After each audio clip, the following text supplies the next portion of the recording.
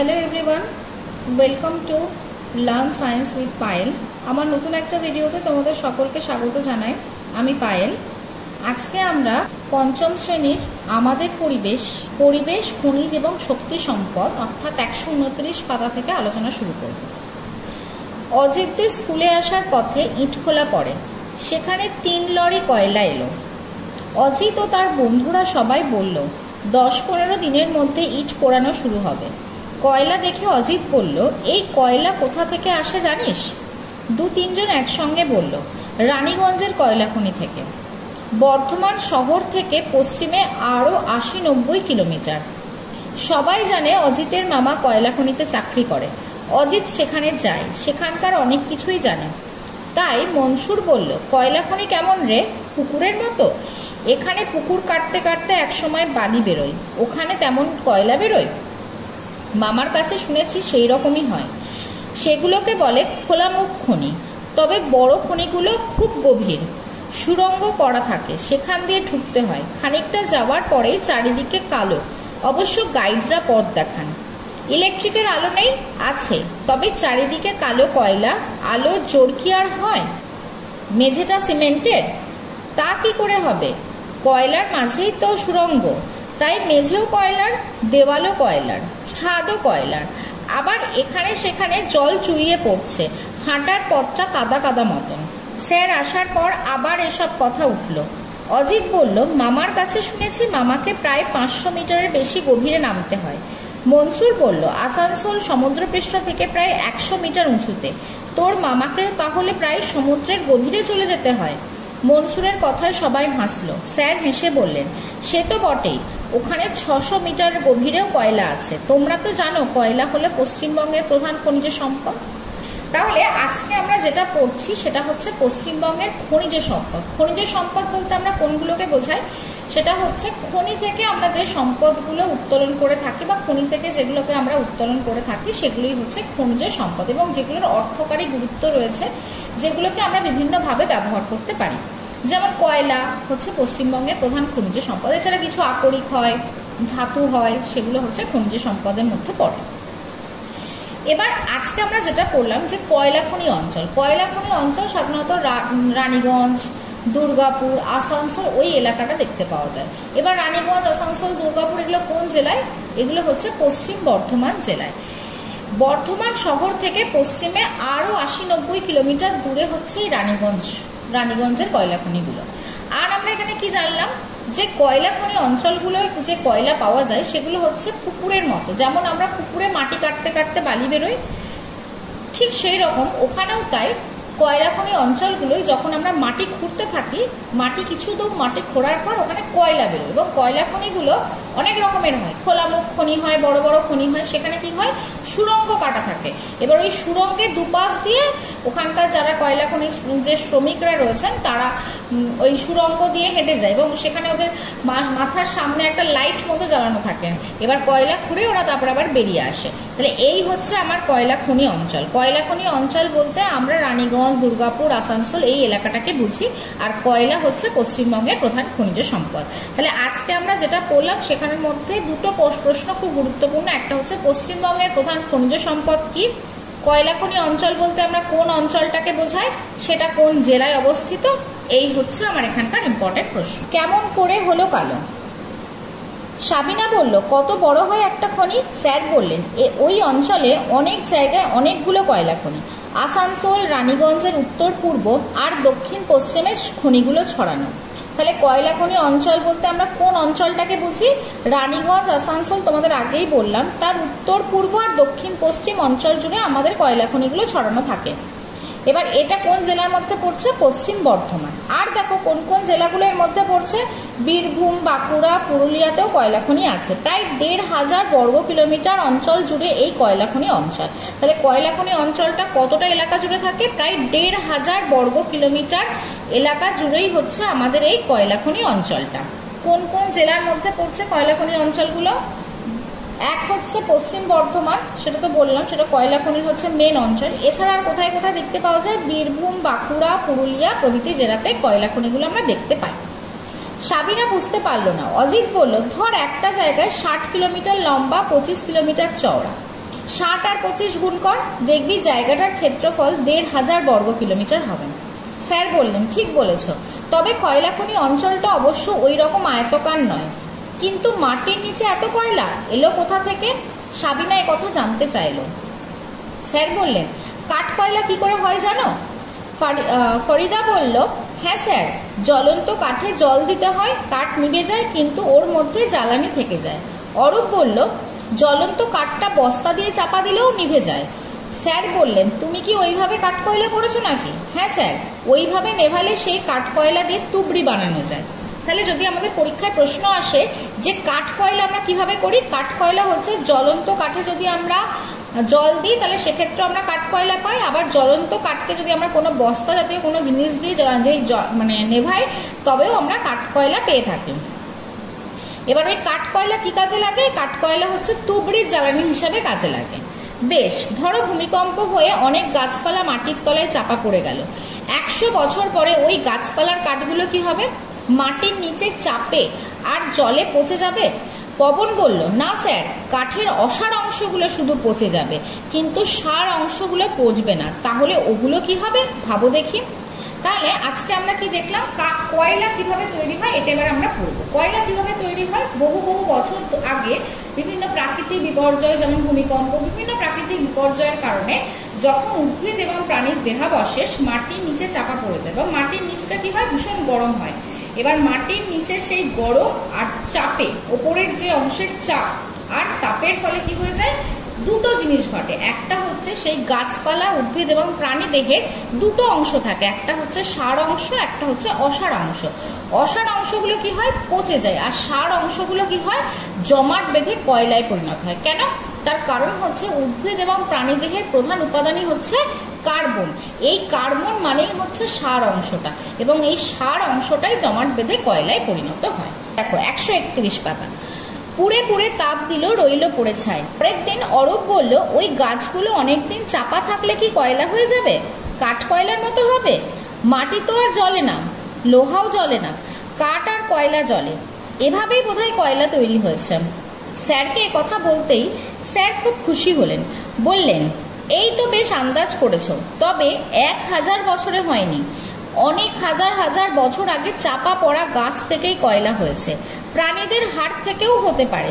কয়লা অনেকটা অংশই কার্বন। পশু পাখি গাছপালা সবকিছুরই প্রধান উপাদান হচ্ছে কার্বন। তাহলে দেখো এটাও একটা প্রশ্ন, শর্ট প্রশ্ন, যে পশু পাখি এবং গাছপালার প্রধান উপাদান কি? কার্বন। আবার কয়লারও প্রধান উপাদান কি? কার্বন। অনেকদিন ধরে পড়ে থেকে চাপে শক্ত হয়ে গেছে। রুবি বলল, সার অংশটা জমাট হয়ে গেছে আর সবকিছু পচে গেছে, তাই না স্যার?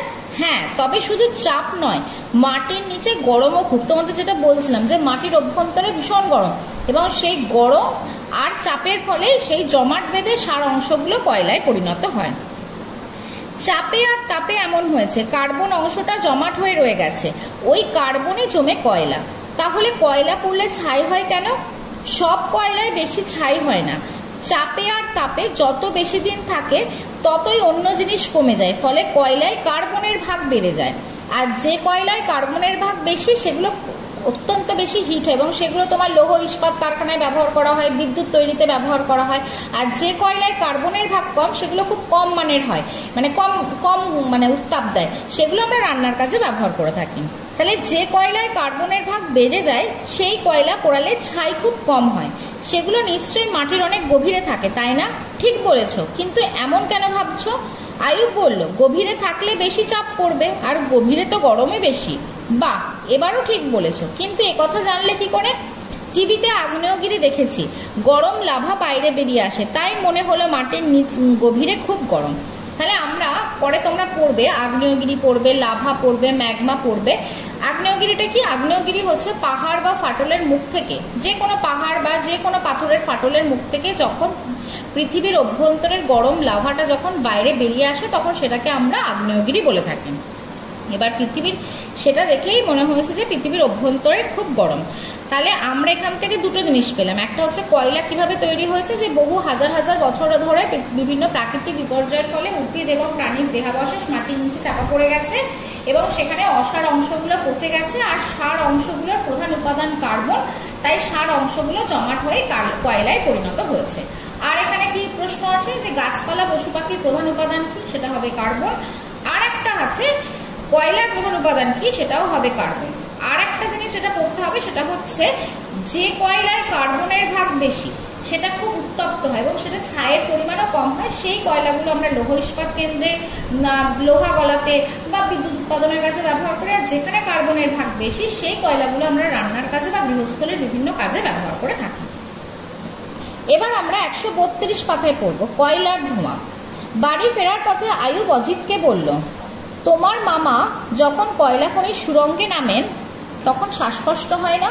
সুরঙ্গের মধ্যে বাতাস পাঠানো হয়, কম্পিউটারে কত মাপামাপি, দরকার হলে অক্সিজেনও পাঠায়। বড় কিছু ভুল হওয়ার আগে কম্পিউটারে ধরা পড়ে, অ্যালার্ম বেজে ওঠে।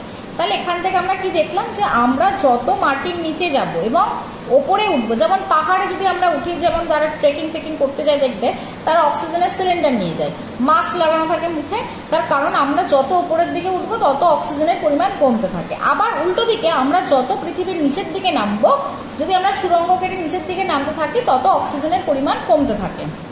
কথা বলতে বলতে ওরা রেল লাইনের পাশে রাস্তা ধরে হাঁটছিল। ওখানে অনেক চেনা লোক থাকেন। বিকালে অনেকেই কয়লার উনুন জ্বালান। কেয়া বলল, দেখ না কয়লার আঁচ থেকে কিরকম ধোঁয়া উঠছে।